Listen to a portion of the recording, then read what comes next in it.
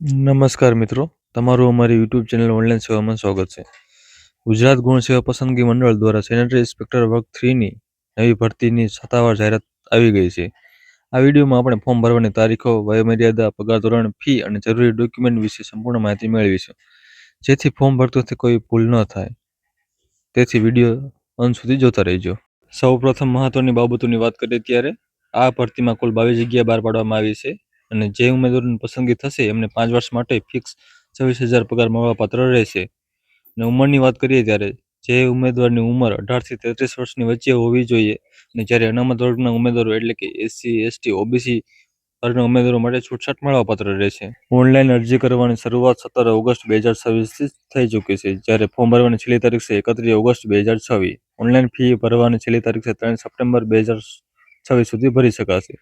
પરીક્ષા ફીમાં general category માટે 500 છે, જ્યારે અન્ય મહિલા તેમજ અનામત વર્ગો માટે 400 રૂપિયા છે. અનામત વર્ગો એટલે કે SC, ST અને EWS માટે. સૌથી સારી બાબત એ છે કે પરીક્ષા આપનાર તમામ ઉમેદવારો નિયમો અનુસાર ફી પરત મળવાપાત્ર રહેશે.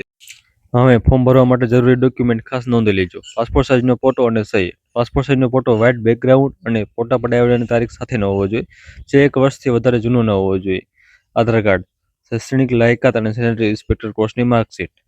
OBC ઉમેદવારો માટે નોન ક્રિમિનલ સર્ટિફિકેટ 1 એપ્રિલ 2024 થી 31 ઓગસ્ટ 2026 વચ્ચેનું હોવું જોઈએ, જ્યારે EWS ઉમેદવારો માટે એક પ્રમાણપત્ર 1 સપ્ટેમ્બર 2023 થી 31 ઓગસ્ટ 2026 વચ્ચેનું હોવું જોઈએ. આ ભરતી માટે તમે ઓજસ પોર્ટલ પર જઈને તમે ઓનલાઈન અરજી કરી શકો છો. ભરતી સંબંધિત કોઈ પણ પ્રશ્ન હોય તો નીચે કોમેન્ટ બોક્સમાં જરૂર પૂછજો.